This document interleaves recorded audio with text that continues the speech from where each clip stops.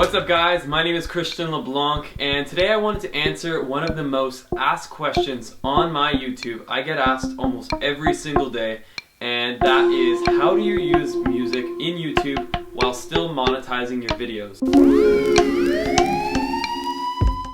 So if I were to go through, I've probably made now about 350 to 400 videos, of which I only have a handful that have a copyright against the video. So literally 98%, maybe 99% of my videos have been legitimately posted on YouTube and I'm able to make money, and I still like to think that I use really great music. I have all sorts of different tunes that are upbeat, they're fun, they're stuff that you would hear on the radio. It's not just that copyright free kind of boring jingles that nobody wants to listen to.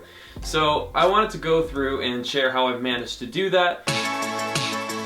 One of the ways you can use music on YouTube is actually to use music directly from YouTube itself. They do have a large library available to any content creator. I've personally never used it because from my brief experience of looking through their library, everything sounded free. You know, it sounded like the kind of music you would imagine was non-copyrighted. But if you want your videos to be exciting, engaging, you need to make sure that the music you're using is on par in quality with the video content you're actually creating. So this has been my most successful way in getting music for my YouTube channel. It's not easy, it requires a lot of labor, and it requires building relationships. How I started is this. I created a SoundCloud account and I started finding music from independent artists. So artists who didn't have hundreds of thousands of followers on SoundCloud, and I would actually reach out to them. I would send them a message on SoundCloud. I would introduce myself. Hi, my name is LeBlanc. This is my series of channels. I got Facebook.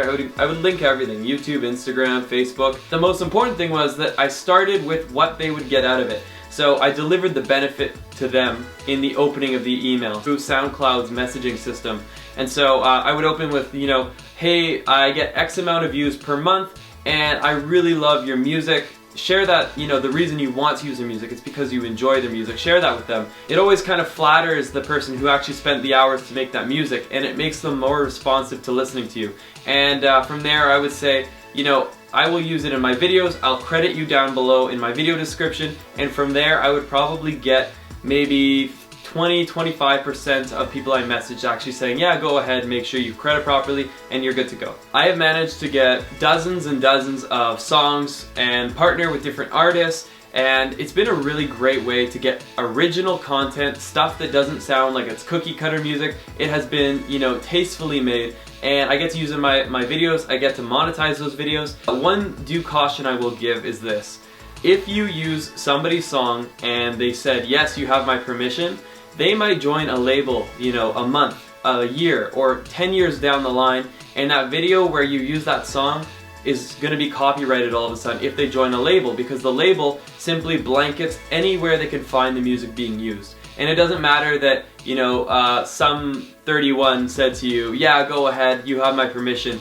Their label or whoever they're working with now has full claim to that music, and so you might lose monetization on the video. But the way YouTube's set up these days anyways, if you're doing vlogs, it's normally a pretty short lifespan anyway, so if you can get away the first year without being copyrighted, you're probably earning the bulk of your ad revenue in that year. But if you're doing something that you think will be viewed for the next 5 years, try to find music that you aren't concerned that one day they could claim against you, because it has happened to me, and that's how I have majority of my copyright claims against me, is SoundCloud artists who became bigger, signed with a label, and then placed a claim, which is not their fault, it's not the artist. Now the second way that I've managed to get incredible music for YouTube is to find non-copyright partners. So people who actually provide YouTubers, people like myself, with a library full of good music that you can use and still monetize your videos. So one of them that I partnered with is Epidemic Sounds, and so Epidemic Sounds has given me music just like this.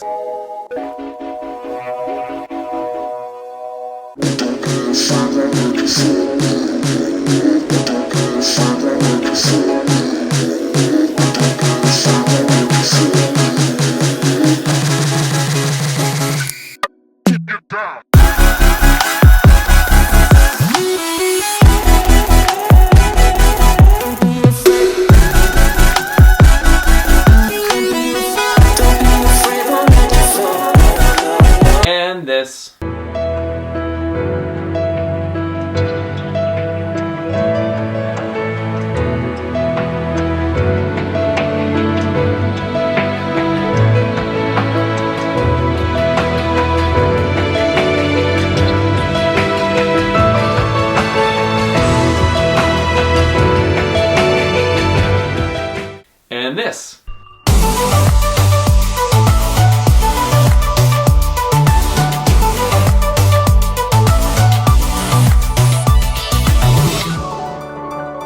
follow your passion, it's impossible to lose.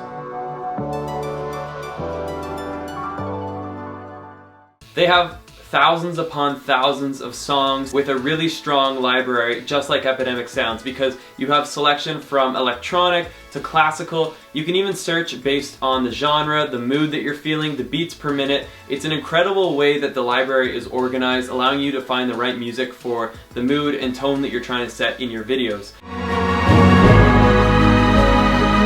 One other incredibly useful feature that Epidemic Sounds has is the fact that you can actually separate the song. So if you just want the vocals, you can take the vocals. If you want the beat, you can take the beat. If you just want the instrumental version, which is extremely helpful when you're trying to do voiceovers, you can just take the instrumentals. This is a massive benefit that I've not seen on any other platform.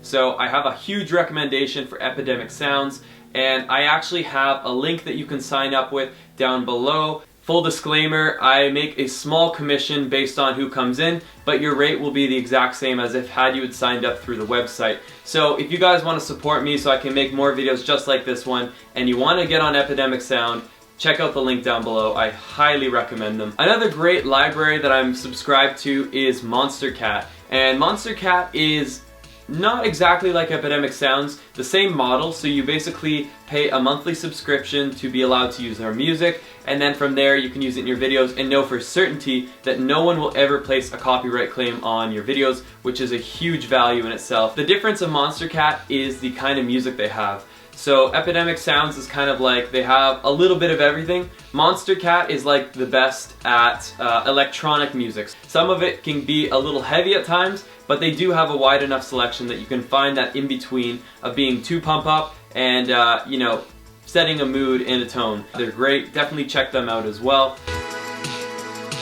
The third way that you can go about getting music is simply outright buying songs. So I have 3 songs which I bought for like $50 US each. As you can guess, I don't buy many of them because they're so expensive, but what that means is I actually now have the right to use that song, whether I'm making a branded video that's going on my Instagram or on my YouTube. So if I'm worried that, like, you know, maybe these licenses that are covering for daily YouTube use might not cover in the commercial sector, then you might want to look at what kind of licenses you can get. And there's different websites that actually sell stock music, and it's high quality stuff. So you pay, like I said, a one-time fee of $50, and from there on you could use it for a branded video you did with Pepsi, Walmart, or something. I'm just trying to give you examples. If you're at that level, do a little research, because when you're doing, you know, multi-hundred, multi-thousand-dollar contracts, just make sure you don't have something that isn't actually your property, your rights to use, because that's when they could technically come after you,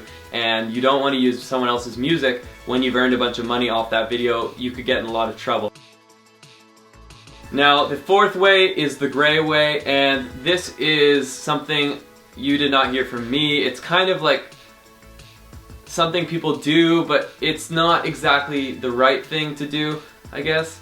And that is using popular music. So if you hear someone using popular songs, maybe it's in their intro, maybe it's just a little excerpt inside the video, how they often get around doing that is by staying in a certain time frame. So if the song that they use is below a certain time limit, and I'm not going to give you the exact number because I don't know it, but I've generally found that anything under 25, even on the safe side 22 seconds, the algorithm doesn't tend to pick it up. So here's a theoretical, and again I say theoretical because it's going to differ from artist, from song, from genre. Different copyright owners have different levels of strictness on their music. If you try to use Kanye West, for example, I have a friend who used 10 seconds of Kanye West and they now have a copyright strike against their account. That's the kind of music you don't want to mess with. You don't ever want to put that in your videos because a copyright strike is a big deal. 3 of those, your account is gone for good. 2 of those, you lose monetization. 1 is just a warning. But this is where you're getting into dangerous territory, and I do not advise people to get music this direction. But you guys are curious, so I'm going to tell you my experience. If you keep it below 25 seconds on a remix of an original song, you can generally get away with it. If you do a popular song like Justin Bieber, Sorry, for example, you might not even get away with 10 seconds. So it very much depends. I don't recommend it at all, But if you're very desperate and you're like, oh man, I wonder how people are doing this, that's probably how they're doing it, is by keeping it under a certain time limit, maybe trying to disguise it from the algorithm so the algorithm has a hard time picking up on it, by like speeding up the song, slowing down the song, using a remix of the song, putting a narration or background things that are going in the video, putting those sounds over top of it. Just think of the algorithm as a machine that's listening through your entire video and trying to find a long enough bit that they can say, hey, you're using someone else's property. If it doesn't find that bit, then you're fine. You can still monetize your video. But here's another issue.